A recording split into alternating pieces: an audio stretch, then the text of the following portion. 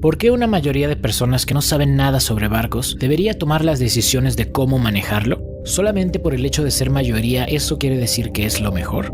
Este es uno de los cuestionamientos que hacía Sócrates a la democracia en sus inicios. Las mayorías son manipulables, eso lo han sabido bien los principales tiranos de la historia. Incluso han escrito recetas detalladamente sobre cómo hacerlo. No me malentiendas, Sócrates no odiaba la democracia como algunos creen, criticaba ciertos puntos de ella. Es sobre el hecho de que se tiende a premiar al demagogo, al manipulador, al simplista. El ganador no siempre es garantía de ser el mejor para gobernar, sino el mejor en manipular. Estos son los países cuyos gobiernos dicen ser democráticos: Estados Unidos, Francia, Reino Unido, Alemania, México, China, Turquía, Sudán, Rusia, Suecia, Sierra Leona, Australia, España, Polonia, Brasil, Surinam, Guyana,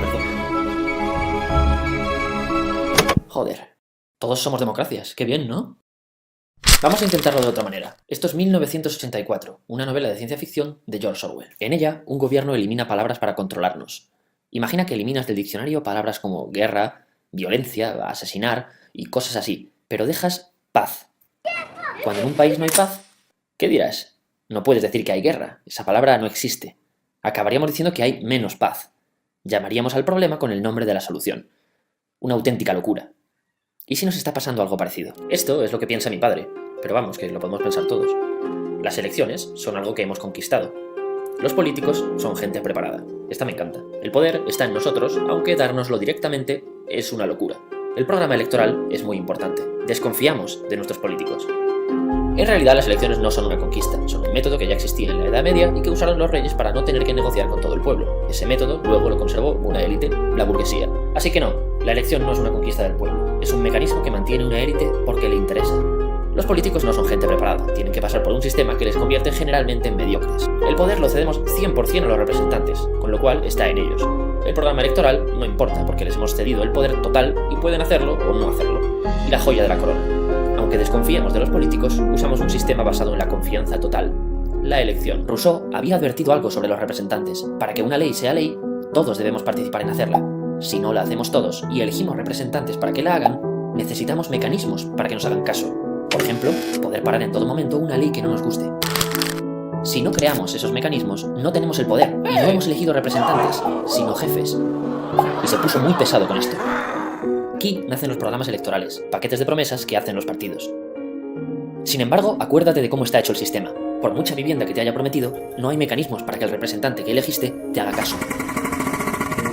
El único mecanismo es votar a otro, pero eso tampoco te da ninguna garantía. El Parlamento se diseñó para ser un lugar donde se deliberaba. Ante opiniones diferentes, se trataba de convencer a los demás y se estaba abierto a ser convencido, para llegar a un acuerdo.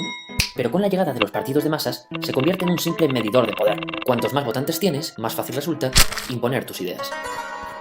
Hoy día, los partidos han perdido gran parte de su militancia. La sociedad se compone de una mayoría no militante, que no es de ningún partido, y las minorías que siguen en ellos. Atraer a esta mayoría es la clave, así que se la estudia y se va cambiando el comportamiento del partido para atraer votantes, e incluso fabricando candidatos. Los partidos no solo tienen que atraer votantes, también tienen que evitar que te acerques al resto de partidos. ¿A alguien le apetece ser un fascista o un rojo de mierda? Pues solo puedes estar en uno de los dos extremos. A esto también se le llama polarizar. Hemos dividido a la sociedad en polos opuestos. Como vimos, cuando nuestros gobiernos se crean, los padres de todo esto dejan muy claro que nuestros gobiernos son lo contrario a la democracia. Así que no vivimos en democracias. Vivimos en gobiernos representativos y no sabemos qué significa la palabra democracia. El gobierno representativo crea una diferencia entre personas, los que ceden el poder y los que tienen el poder, y no da ningún medio de controlar a estos. Es fácil ver por qué los que crearon nuestros gobiernos representativos decían que la democracia era algo opuesto. Es que lo es lo contrario. Poder en los representantes frente al poder en los ciudadanos. Dar confianza ciega frente a desconfiar totalmente. Promesas que no se cumplen frente a un sistema donde es imposible hacer promesas. Gente mediocre frente a gente preparada. Es verdad, no vivimos en una democracia, pero ¿para qué decirlo? Porque solo cuando sabemos que esto se llama guerra, podemos decir, queremos paz. Si vivimos en gobiernos representativos, ¿queremos democracias? Queda una última pregunta por contestar. ¿Quién nos manipuló? ¿Por qué acabamos llamándonos democracias? Las dictaduras no se hacen de la noche a la mañana ni son como las pintan en televisión, al menos no al principio. Según la definición de la RAE, es un régimen político que concentra todo el poder en una sola persona, grupo u organización. Reprime los derechos humanos y las libertades individuales. El Estado, al ser un monopolio legal de la violencia, tiene en sí mismo la semilla del totalitarismo. Por eso mismo es que nacen los contrapesos del poder, que entre ellos tienen distintos poderes para autorregularse. Si uno intenta salirse de control y tomar más poder, los demás lo pueden detener. Por ende, lo que impide a un presidente o grupo llegar a una dictadura son los contrapesos. A estos también hay que agregar a la ciudadanía, porque también puede funcionar como uno al cuestionar, exigir e incluso rebelarse. Así que lo que tendría que hacer un candidato a dictador es o eliminar a los contrapesos o ganárselos. Si estos contrapesos están para regularse entre ellos, para que alguno no tenga más poder que los demás, ¿qué pasaría si todos fueran del mismo partido o grupo? Para todo esto necesitamos primeramente a un líder carismático. Así es, esto no es como lo pintan en las caricaturas, donde el dictador es un hombre malvado a simple vista de todos, que todos odian y temen. Y no, normalmente esto no sucede así. Lo normal es que sea querido por las mayorías y que tenga gran elocuencia, gran retórica y facilidad de palabra para hacer sentir bien a la gente, llena de esperanzas y empoderada. Todo esto de la mano de un buen sistema de propaganda de manipulación. Normalmente usan los puntos escritos por Goebbels, que ya puedes ver en un video pasado que hicimos. Para esto detienen a la prensa libre y oposición, de entrada desprestigiando a cualquiera que no piense igual, con la vieja confiable de ustedes los malos, nosotros los buenos, y debilitarlos de todas formas posibles, económica, social, política, etc. En cuanto a oposición política, incluso puede crear una disidencia controlada para seguir en el poder incluso aunque se perdieran las elecciones, como lo explico en este otro video. Cualquier error, cualquier problema, cualquier tragedia y todo lo malo siempre será culpa de los demás. Solo es cuestión de elegir un chivo expiatorio, normalmente a la oposición. Al cumplir con todo esto se centraliza el poder y se tiene incluso la capacidad de cambiar la constitución a modo y sin problemas. Una vez pasa esto ya pueden cambiar las reglas a favor del gobierno por encima de los ciudadanos. Todo esto puede ocurrir de manera tan paulatina y de forma tan sutil y manipulada que la gente podría estar creyendo que todo va perfecto, sin darse cuenta que ya entró o está entrando a una dictadura.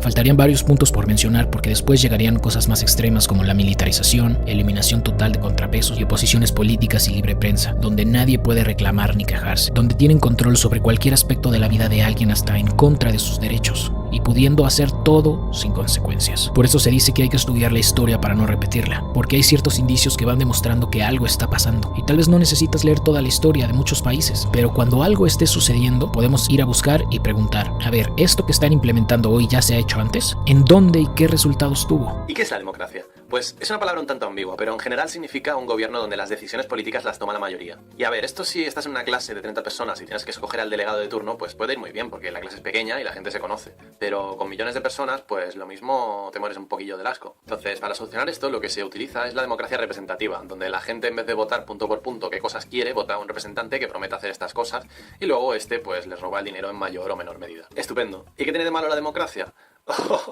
Pues muchas cosas. Para empezar, que la minoría se tiene que joder, aunque para evitar este problema se usa la famosa Constitución, un conjunto de leyes supuestamente diseñadas para proteger a todos los ciudadanos de los gobiernos tiránicos que puedan aparecer. Pero lo gracioso es que esta Constitución también se puede cambiar democráticamente haciendo un referéndum, o sea que al final la minoría se tiene que joder igualmente. Otro problema de la democracia es el populismo y la demagogia, porque los partidos políticos en general quieren ganar las elecciones y para ello necesitan votantes. ¿Y qué hacen para conseguirlos? ¿Qué crees que hacen? Pues muy fácil, se dedican a mentir, a manipular, formar coaliciones políticas y a sobornar a la población. Se fijan en qué cosas son populares, prometen que las van a hacer y el rebaño pues les vota. Y luego se pasan un poco las promesas por los huevos y se acaban gastando nuestro dinero. Hay que oponerse al concepto de soberanía nacional. Hay que oponerse a la idea de que el conjunto de la población tiene potestad para gobernar a las minorías, de que las mayorías tienen derecho a arramblar y a conculcar los derechos de las minorías. Y si no, solo queda defender que las minorías tienen que plegarse a las mayorías. El liberalismo, por supuesto que es democrático, pero es democrático de libre adscripción. Lo que no acepta el liberalismo, lo que no tolera el liberalismo, es que a mí me incluyan en un grupo al que yo no he querido formar parte y que, por tanto, las decisiones de la mayoría de ese grupo al que yo no me he querido integrar conculquen mis libertades. Un Estado totalitario, o un Estado democrático en las formas, pero que donde se vote conculcar las libertades de las personas, ¿qué obligación tengo yo de someterme a esa mayoría que quiere conculcar mis libertades y que me ha anexionado por la fuerza a su cuerpo nacional, a su asamblea constituyente? ¿O es que acaso los derechos no son de las personas? ¿O es que acaso los derechos son de los grupos políticos estatales organizados para quitarles y despojar a las personas de sus propiedades y de sus libertades? ¿Mis derechos dependen de que un conjunto de personas se logren imponer sobre mí? ¿Qué derechos son esos? No son derechos, son licencias. Licencias a la libertad que me otorgan otros. El jefe del partido es el que nombra a los diputados. Esos diputados votan las leyes que luego él, como presidente, aplica. Por lo tanto, el legislativo y el ejecutivo ya están unidos. Se carga la separación de poderes. Y por si fuera poco, además, nombra al Poder Judicial, que es el que tiene la facultad de impartir justicia. Están los tres poderes, aunque estén divididos, hay una división funcional. Aquí está el Congreso, aquí está el Consejo del Poder Judicial o el Supremo. Pero esas reglas son las que definen si estamos jugando al ajedrez o estamos jugando a otra cosa. Las reglas que yo estoy defendiendo son las de la democracia, como régimen de poder. Y las reglas que uno lee en la Constitución española no son las de la democracia, son las de un régimen político que se define en ciencia política como Estado de partidos, que es lo que yo me peleo todos los días por explicarle a la gente. Y aún así, ¿se te asocia a la derecha? Se me asocia todo. Bueno, yo soy comunista, de extrema derecha, de extrema izquierda, pues de pagado por Rusia, pagado por Irán. España, que siempre decimos es un Estado de Derecho, pero es fundamentalmente una partitocracia, donde mandan los partidos. Y cuando digo que mandan los partidos, me refiero a que ni siquiera los diputados que están sentaditos en el Congreso y que son meros puliparlantes tienen capacidad para poder decidir según su leal saber y entender. Votan en función de lo que les dice el aparato del partido. Esto no es una democracia. Esto es un sistema de marionetas, de ventriloquismo, y los partidos al final, entre ellos, mejor, peor, de aquella u otra manera, se acaban entendiendo. Porque su fin es perpetuarse a sí mismos, no servir a los intereses de la nación. Siempre habrá un punto en el que entre el interés del partido y el interés de la nación primará el interés del partido. Esto hay que saberlo. La democracia es un régimen político. O hay o no hay democracia. Es decir, no existen falsas democracias. Si existe una falsa democracia, entonces hay otra cosa. Como si tú llevas una bicicleta y tú me dices, lleva un falso coche. No, tú llevas una bicicleta. ¿Qué pasa? Que el término democracia está tan defenestrado, se ha empleado tanto en todos los regímenes para intentar legitimarlos. De hecho, todos los regímenes del mundo se llaman así mismo democracias. Cuba, la China de Mao, Corea del Norte, incluso Franco era una democracia orgánica. Todos se llaman así mismo democracia. Entonces la gente se confunde. No sabe que, desde Aristóteles, en ciencia, los elementos se definen por sus actividades. Es decir, tal y como uno se comporta, uno es y se define. Cuando uno entra a examinar qué es, cómo se comporta este régimen, no puede nunca establecer que sea un régimen democrático. A lo que yo voy es que no podemos depender de que aparezca un ángel o un demonio, que no podemos ceder todo el control, que la gente tiene que tener parte del control y tenemos que tener garantías para si surge ese diablo, haya manera de controlarle. Oye, que surge el ángel y la persona pulcra que cumple con su función, ¿no? De dar estabilidad a un país. Bienvenidos a este caso. Pero no podemos esperar que pase lo otro. Tenemos que tener las herramientas para prevenirnos de esa situación. Cicerón decía, para que haya democracia tiene que haber pueblo culto, leyes justas y políticos honrados. Aparte de lo que te dije de la separación de poderes y el Estado de Derecho. Si la gente no sabe lo que es la democracia, si la gente no sabe diferenciar cuándo hay y cuándo no hay separación de poderes y cuándo el Estado de Derecho funciona o no, ¿qué van a exigir? Algo maravilloso que surgió en Valencia fue la juventud. Los voluntarios. Los voluntarios. ¿Por qué? Porque esta generación no se informa a través de la televisión. Esta generación se informa, como yo, a través de YouTube. Distintos medios, ¿no? Sí, sí, sí. La forma de informarse es la siguiente. Obtienes distintas fuentes de información, bien sea directas, la mayor parte son indirectas, salvo en el caso de Valencia, que teníamos a gente narrando lo que pasaba a tiempo real, y analizar la situación, analizar la información. Eso es clave. Pero estos jóvenes no ven la tele. Estos jóvenes no son manipulables por los medios de comunicación subvencionados por los gobiernos. Ahí la clave, ¿eh? Y por eso quieren censurarnos. Ahí por está esa la es la clave, lucha de medios de comunicación contra los youtubers. Porque sois la ventana a la información de verdad. Porque, seamos sinceros, si tú dependes de las subvenciones del gobierno para subsistir como medio, no vas a atacar a la mano que te da de comer, ¿verdad? Claro. Tienes que ser crítico contra el poder. Se ejerza desde donde se ejerza. Porque si ese poder ya no tiene control, ¿quién te garantiza que no se vayan a cometer los mayores de los crímenes desde ese poder? No solo contra ti, contra cualquier inocente. Entonces no podemos llegar a ese nivel. Me encanta esta premisa política de salvar el planeta. Vengo de una generación en la que nosotros no teníamos envases de plástico. Si comprabas algo que tenía un envase de vidrio, tenías que llevarlo a la tienda para que no te cobraran el doble. Esa generación, la nuestra, sí que eran realmente ecológicos. Y no se habla de eso. Ahora todo es... Estas proclamas políticas, yo propongo una buena medida para salvar el planeta. Y es que no necesitamos a la clase política. Hoy en día, con las herramientas digitales de las que disponemos, o tecnologías como el blockchain, por ejemplo, tú no necesitas a esos cientos de miles de políticos, cargos, asesores, consumiendo recursos, gastando luz, agua, sueldos, produciendo materiales tecnológicos para asistir a sus sesiones en el Parlamento. Eso está totalmente obsoleto. Y además es contrario al medio ambiente. Claro, eso te iba a decir. Contaminamos tú y yo, pero ellos no. Coches oficiales. El Falcon. Seguridad, el Falcon. Mantener esos edificios es caro, ¿eh? Congreso, Senado. Imagino. ¿Por qué no salvamos el planeta? Y además sería una verdadera democracia, porque la gente con sus teléfonos, con tu certificado digital, hay una nueva ley. Vamos a votarla. Bueno, en esta toca a un cuarto de la población votarla. Es una democracia directa, de verdad. Y estaremos salvando el planeta. ¿Cuántos sueldos nos ahorraríamos de políticos? ¿Cuántas guerras? ¿Cuánto problema de poder sin control que no tenemos ahora mismo nos ahorraríamos? Para evitar situaciones que se vivieron en la Alemania nazi. ¿Vamos a volver a repetir la misma historia? Tenemos la tecnología para salvarnos. ¿Vamos a usarla? La política es un sistema obsoleto y solamente sirve para enfrentar a la gente. Un diputado en Europa nos cuesta una media de 5 millones de euros. Hay 762. Solamente su sueldo, ¿eh? Luego vete a contar el sueldo del personal que trabaja dentro del Parlamento Europeo. Mantener ese edificio, la luz, pagar la luz, el agua. Vamos a salvar el planeta. Tanto que están persiguiéndonos con el CO2. ¿Qué cambio ves tú? Es decir, la gente... ¿que despierte la gente? Casi el 50% de los españoles no va a votar. Casi el 50%. Casi el 50%. ¿Qué gente? ¿Y eso no cuenta? La decisión de la mitad de la población en España, la mitad de la población con derecho a votar, no va a votar. ¿No cuenta? ¿Son invisibles o cómo? Tú imagínate que solo un 15% más no fuera a votar.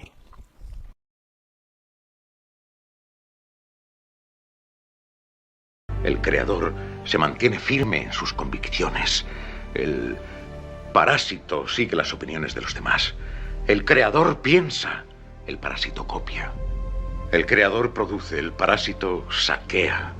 El interés del creador es la conquista de la naturaleza. El interés del parásito es la conquista del hombre. El creador requiere independencia, ni sirve ni gobierna. Trata a los hombres con intercambio libre y elección voluntaria. El parásito busca poder. Desea atar a todos los hombres para que actúen juntos y se esclavicen. El parásito afirma que el hombre es solo una herramienta para ser utilizada, que ha de pensar como sus semejantes y actuar como ellos, y vivir la servidumbre de la necesidad colectiva prescindiendo de la suya. Todo lo que tenemos, todos los grandes logros, han surgido del trabajo independiente de mentes independientes. John Calhoun, el Marx de la clase de los amos, que así le llamaban, que era un defensor enorme de la esclavitud. O sea, era un señor malo y así, pero un señor muy listo. Tiene un librito, está traducido al castellano como Disquisición sobre el gobierno. Dice, mira, el Estado consiste, dice, él que era vicepresidente, él que fue toda la vida senador, que fue toda la vida una persona muy metida en el establishment político, lo decía con conocimiento de causa. El Estado es una clase que le quita dinero a la otra. Siempre en toda sociedad, decía él, tiene que haber dos clases, una que vive a costa del Estado y otra que trabaja para mantener al resto.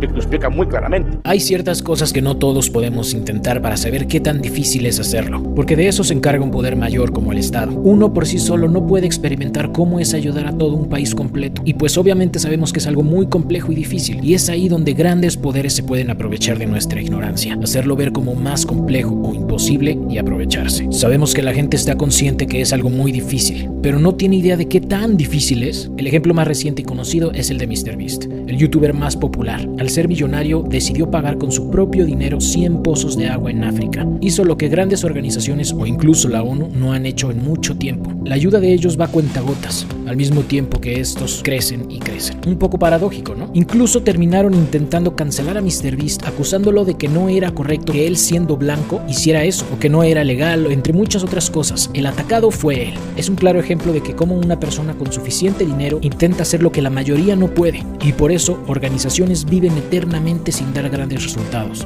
África es el continente que más recibe apoyos en todo el planeta, y al parecer es un negocio para todos, menos para África. Otro ejemplo es con las obras públicas. Las grandes obras, obvio que son caras, pero resulta que cuando se hace con dinero público, se hacen mucho más costosas de lo que ya se habían presupuestado. En cambio, cuando son parte de la iniciativa privada, como ahí sí les duele el dinero gastado, normalmente gastan menos a comparación de las públicas. Que no es que no suban sus presupuestos, claro que sucede, y es algo común, pero al momento de comparar es donde se ve la gran diferencia. Yo es que sospecho del Estado ya de origen, es decir, como la estructura, ¿no? Creo que no puedes esperar que esté buscando la fórmula para que tú tengas o más libertad o más capacidad de decisión, sino todo lo contrario, de forma continua, independientemente de quién mande. Yo de momento mi historia y tengo 50 años y todavía no he visto a nadie que abogue por mi libertad. Es que, a ver, al final el Estado es una organización que, aunque dice que vela por nuestro bienestar, en realidad vela por el bienestar de quienes conforman el Estado, por los políticos, por los burócratas, por los grupos de presión, y para velar por los intereses de todos ellos necesita recursos, y los recursos los extrae del resto de la sociedad, porque el Estado no produce nada de lo que pueda autosubsistir o autofinanciarse, es extracción de la riqueza que generan otros. Gran parte de la sociedad depende de las transferencias del Estado. Nuestro modo de vida, desde que nacemos hasta que morimos, pasa por la dependencia del Estado. Desde que nacemos en un hospital quizá público, hasta que morimos en un hospital también quizá público, pasando por la escuela y por la universidad, añadiendo también las pensiones, pasando por carreteras que también son estatales. El puesto de trabajo de muchas personas es un puesto de trabajo público. Cuando tu vida depende de que el Estado te dé, olvidando que previamente el Estado te quita, y no te planteas cómo podría ser tu vida si el Estado no te diera o no la organizara tu vida de todas esas formas, hasta cierto punto genera un cierto pánico que ese Estado se pueda quedar sin recursos, y como no concibes la sociedad de otra manera que no sea aquella en la que tú has nacido y has vivido, intentas conservadoramente, porque este tipo de ideas en el fondo son muy conservadoras, defender el statu quo con uñas y dientes. Para defender la libertad hay que vivir la libertad. Uno aprende a entender lo esencial que es la libertad cuando la ejerce,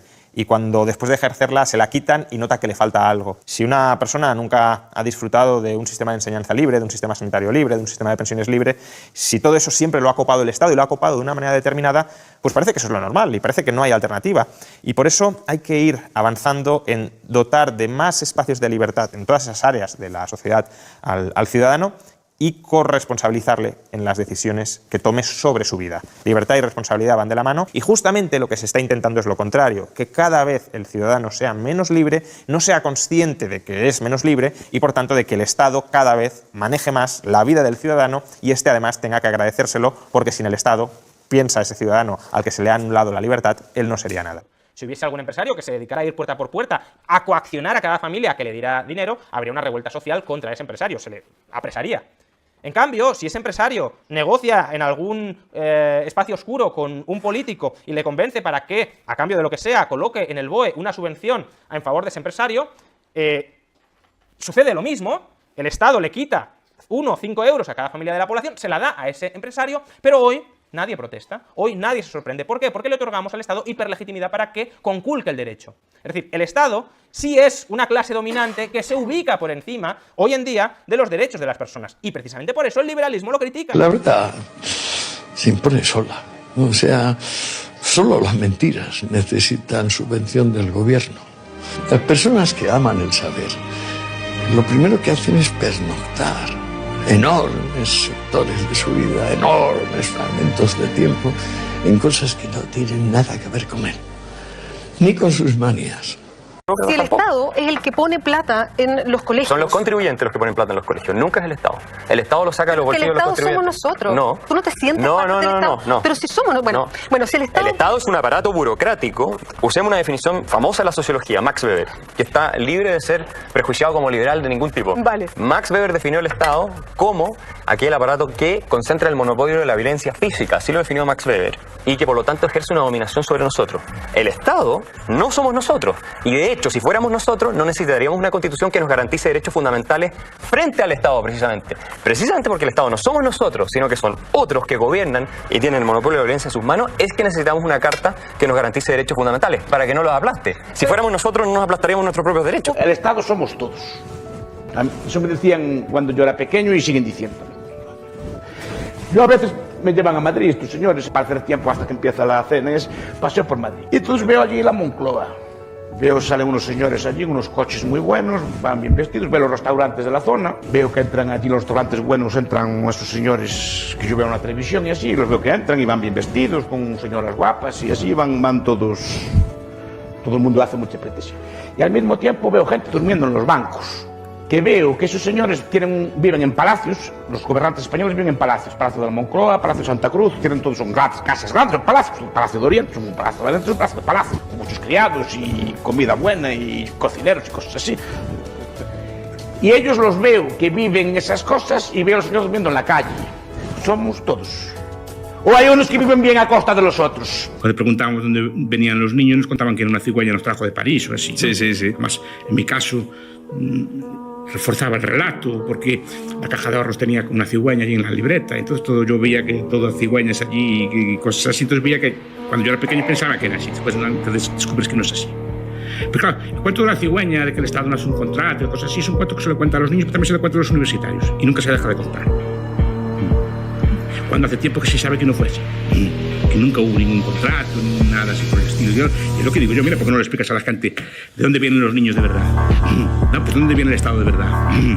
Pues eso es cuando a lo mejor no hace tanta gracia. ¿Qué eran los árabes? Hoy en España en 711.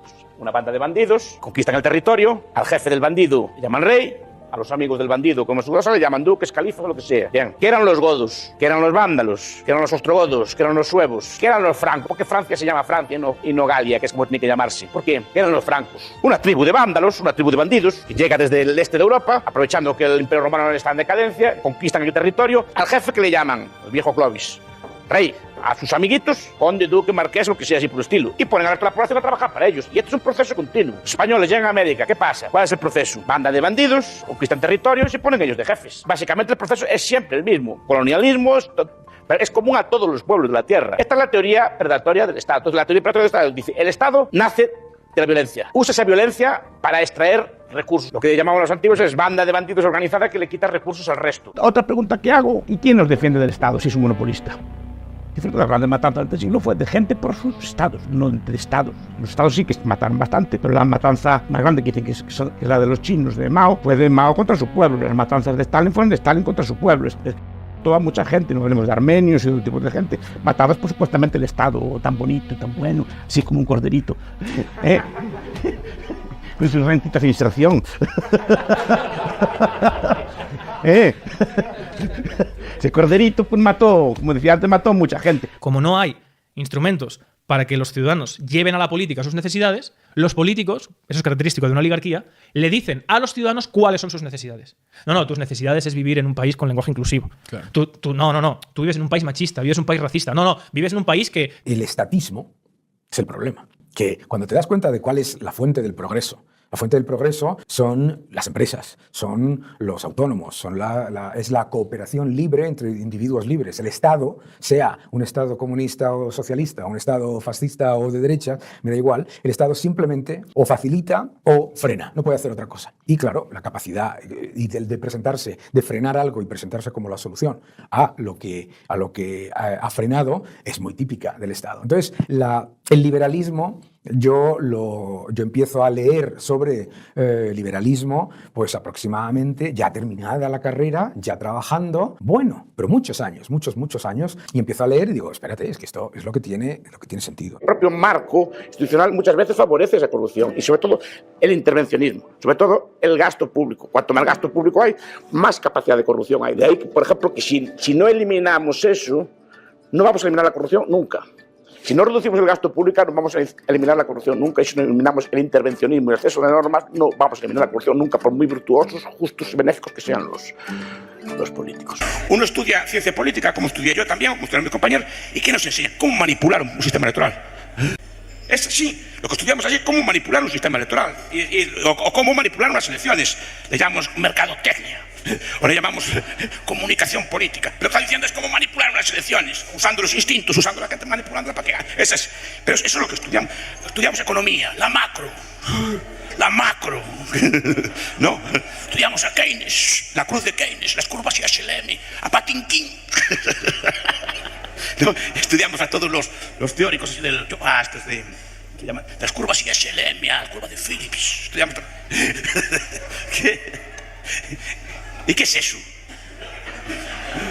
¿Qué es eso? Pues decirle al gobernante cómo tiene que hacer para manipular la economía desde un Estado, punto. Pero eso no es economía.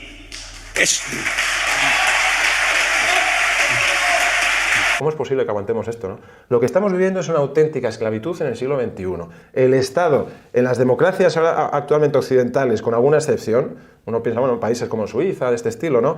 Que también se puede avanzar allí en liberalizar aún más, que es lo moral y lo ético, y además lo práctico también.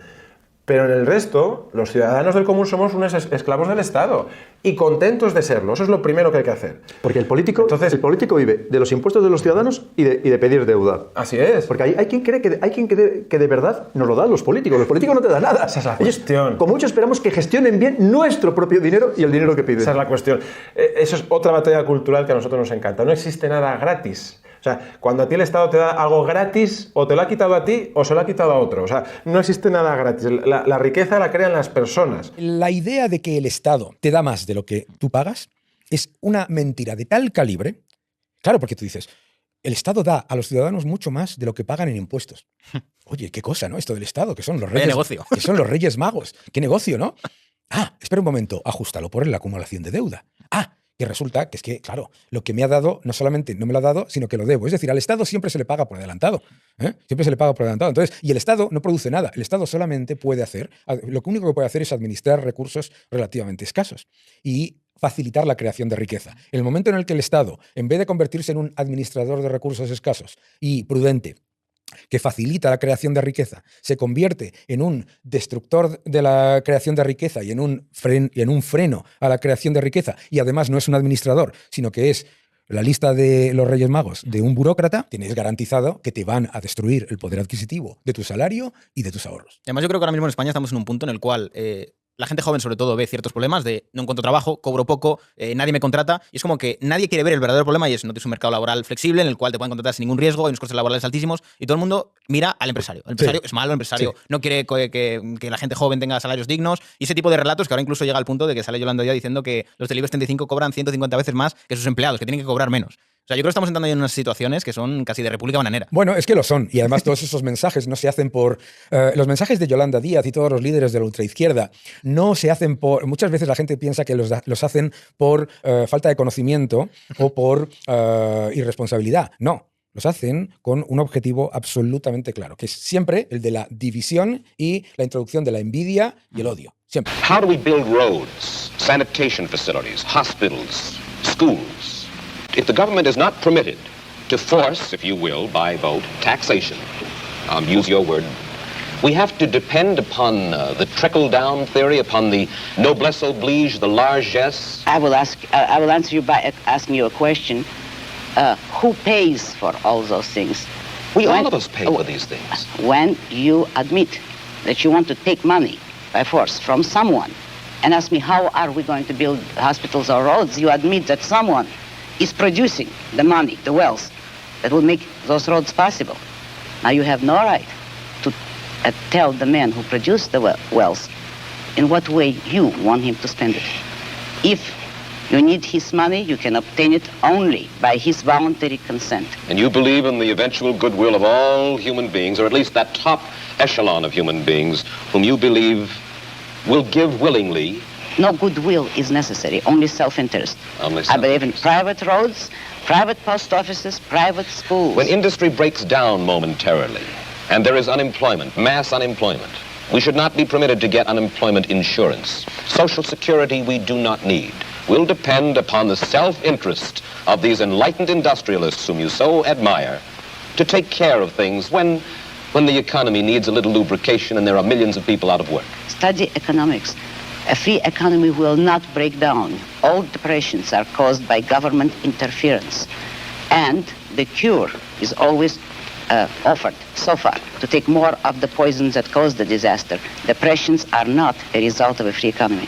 Todo lo que ustedes puedan ver bueno que les rodea no es resultado del Estado, sino que ha podido surgir con grandes dificultades a pesar del Estado. Pero quizá lo más importante es el efecto profundamente corruptor que genera el estatismo. El Estado nos corrompe a todos los niveles, nos destroza a todos los niveles, corrompe el concepto de ley, lo sustituye por un simple reglamento o mandato, corrompe el concepto de justicia, que es la adaptación de nuestro comportamiento a unas normas pautadas, normas de derecho en sentido material, general, con aplicación general y abstracta e igual a todos, y lo sustituye por una pseudoley, un reglamento que nos obliga a desarrollar un comportamiento específico en unas circunstancias concretas que no tiene nada que ver y que pretende imponer los fines de aquel que está al mando. Y me da lo mismo que haya sido votado o no democráticamente. Esto es irrelevante desde el punto de vista del efecto corrupción y del efecto perversión.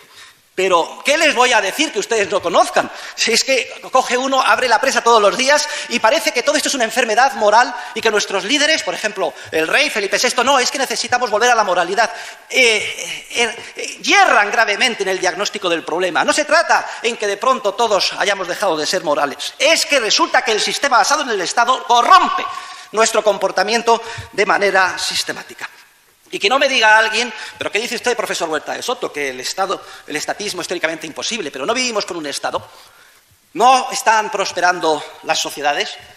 No a trancas y barrancas avanzamos. Y la respuesta es que esto, en la medida en que suceda, no sucede como consecuencia del Estado, sino a pesar del Estado. Esta es la idea esencial, que además da título a una de las obras de mi gran colega y amigo Carlos Rodríguez Brown, que recomiendo que todos ustedes lean. Todo lo que ustedes puedan ver bueno que les rodea no es resultado del Estado, sino que ha podido surgir con grandes dificultades a pesar del Estado. Y aquí me gustaría que todos fuéramos conscientes de que el ciudadano en general muy fácilmente cae víctima de una peligrosísima ilusión. Porque como consideramos que, por ejemplo, son esenciales para nuestra vida las carreteras, la educación, los hospitales, el orden público, y como vemos que en la situación actual las carreteras, el orden público, la educación, etcétera, las proporciona malamente el Estado, identificamos Estado con estos bienes que son tan necesarios. Y pensamos que si no existiera el Estado, no existirían estos bienes supuestamente públicos. Este es el gravísimo error de esta falsa correlación. Tenemos que darnos cuenta de que el Estado es una rémora y de que sin Estado dispondríamos de carreteras, educación, hospitales, orden público muchísimo más eficientes, muchísimo más moral en cuanto a su comportamiento y a un coste mucho más reducido. Es como una mafia, nunca vieron un mafioso. Llega por los bares y del 10%, para mí. Nunca vieron al matón de la escuela, que les quita los bocadillos a los más débiles o les pega a los más débiles. Y no hace exactamente lo mismo. La teoría, está como estoy explicando yo, es como lo cuenta Rousseau. Lo dice un libro muy fino, Freedom and Domination. Un libro de 500 páginas, todo elaborado, con muchas citas en alemán. Si lo quieren leer. Y tienen toda la bibliografía allí detrás. Heimer, en el Estado, dice que hay dos formas de asignar recursos. Los medios económicos y los medios políticos. Los medios económicos son aquellos medios que derivan del intercambio libre. Son los mercados. En el mercado, para que haya un acuerdo, una compra y una venta, el acuerdo es libre y las dos partes ganan. Y después hay otra cosa, los medios políticos. Una parte le quita recursos a la otra por la fuerza. Son las dos formas que hay de asignar recursos básicas. No hay otras. Entonces, los medios políticos son los que usan los gobernantes. En el mercado normalmente se entiende bien, pero con el Estado se suelen hacer excepciones. Si en un mercado hay un monopolio de verdad, no que haya una empresa que lo haga tan bien, que sea la única en el mercado, sino un monopolio de verdad, es decir, no puede haber más competidores dentro de ese sector, ¿qué va a tender a hacer ese monopolio? Pues va a tender a subir precios y a deteriorar calidades, porque no te puedes escapar, porque eres rehén. Pues bien, el Estado es un monopolio y la única competencia a la que se enfrenta el Estado es la posibilidad de marcharte a otros estados. Cuanto más reduzcas ese margen de competencia, porque más unifiques territorialmente, más poder monopolístico va a tener y, por tanto, más te va a tender a expropiar y a deteriorar la calidad de los servicios que te proporciona. Y te explico mi teoría. Tú con el capitalismo lo tienes sencillo. Tú tienes 50 euros y digo, venga, vámonos a comer a un sitio. Yo tengo mi voto, que son los 50 euros. Vamos a este restaurante. Voy a ese empresario malévolo. Le doy esos 50 euros y nos dan una comida muy mala. ¿Qué hacemos? ¿La semana que viene vamos a volver? No, porque gracias al capitalismo tenemos libertad de restaurantes a los que ir. Pues coges tus 50 y te vas. ¿Qué pasa con la política? Tú tienes tu voto, tus 50 euros, se lo das, por ejemplo, al Partido Popular. Y te estafa, te engaña. Trama Gürtel. Vale, bueno, pues vamos al PSOE, vamos allá. El Tito Berni, lo sé, hostias, tú, no me libro. Y te vas a cualquiera. Todos están metidos en estas cosas. ¿Qué haces con tus 50 euros si tienes un oligopolio de partidos que hace que no seas libre? ¿Qué opción tienes? Totalmente. ¿Qué haces? ¿Qué impotencia te da? Tu vida es una. Y estos sistemas no cambian a corto plazo. Y esos son los motivos por los cuales no formo políticos. Porque si tú dices, oye, yo formo un empresario, ¿puede el empresario estafar? Sí. Pero el día que estafe, va a tener un perjuicio, no le van a volver a contratar. Y además, hoy con Internet todo esto se expande como la pólvora. Pero un partido... Ah, no. Por ejemplo, el otro día entrevistaban Begoña imputada o presuntamente imputada. No, eso es mentira, fascistas. Y dices, hostia. Y no tienes opción para elegir. Siempre digo que la fuerza de la Iglesia Católica, que la gente creía en ella. En el momento que vienen los ateos o los agnósticos y atacan a la Iglesia Católica, la Iglesia pierde mitad o 3/4 parte de su fuerza porque pues, la gente ya no cree en ella. Antes veía un sacerdote que le condenaba al infierno, y ahora ve un señor allí vestido de blanco, que le habla, ¿no? Entonces, como pierde la idea, 3/4 partes de la fuerza la pierde. Y si tiene algo de fuerza es porque aún conserva creyentes. Si no tiene creyentes es lo mismo. El Estado es exactamente lo mismo. Si dejan de creer en él, se disuelve como un azucarillo en el agua. ¿Por qué la gente confía tanto en ese poder establecido? Es mucho más cómodo. La libertad conlleva un precio. Ese factor de no querer ser responsables hace que la gente, más que confiar, prefiera delegar y luego poder acusar a alguien, ¿no? De decir, no, es que esto ha ocurrido porque fíjate cómo son los políticos o cómo son estas instituciones. Es claro, pero a mí resulta muy curioso que, por un lado, que España es un país que critica bastante a la clase política. Sí. Independientemente de que sea de derechas o de izquierdas, ahí sí que habría un consenso, ¿no? Que se dice ahora de una inmensa mayoría que diría que la clase política es penosa. La lógica te diría, vale, pues como la clase política es penosa, vamos a quitar, digamos, el poder que tiene sobre nosotros día a día. Entonces te dicen que no. De hecho, ya la educación, vale, vamos a privatizarla. No. Bueno, el tema de las pensiones, no, tampoco. Espera, ¿en qué quedamos? O sea, si la clase política no se preocupa por nosotros y lo que va a hacer es generar un mal, porque luego a su vez no quieres desligarte de ello. Y al final es un poco por la cuestión de la comodidad y de la responsabilidad. Claro, es mucho más cómodo que el plan de estudios no tengas tú que ocuparte, oye, a ver qué es lo que va a estudiar mi hijo y buscar diferentes colegios, que te lo escriba un burócrata. No necesitan de un planificador central. No necesitan que alguien venga y ponga un dedo para decirles qué tienen que hacer. Vamos, ustedes son grandes. No necesitan un papá Estado que crean que es más que ustedes. ¿Saben qué? Yo se los voy a decir cuál es el problema. El problema es que la solución está en manos del problema. Por lo tanto, si seguimos votando a los mismos de siempre, a los mismos delincuentes de siempre, que viven y se enriquecen de ese modelo nefasto, que los empobrece a todos ustedes, que son los que producen, bueno, sigamos con ese modelo inmundo y vamos a hacer la miseria más grande del mundo. Yo les vengo a proponer algo distinto, les vengo a proponer un cambio de 180 grados, les vengo a proponer la Argentina de Alberdi y que en 35 años seamos una potencia mundial. ¿Les gusta? Bien, si no, sigan con lo mismo de siempre, que nos van a romper todo. Antes los catecismos viejos, me gustaban a mí, son de los curas de antes, no de los curas modernos, son de los papas modernos. Siempre decía, la astucia principal del demonio es hacer pensar que no existe. Yo digo que la astucia principal del Estado es hacer pensar que existe y que es necesario.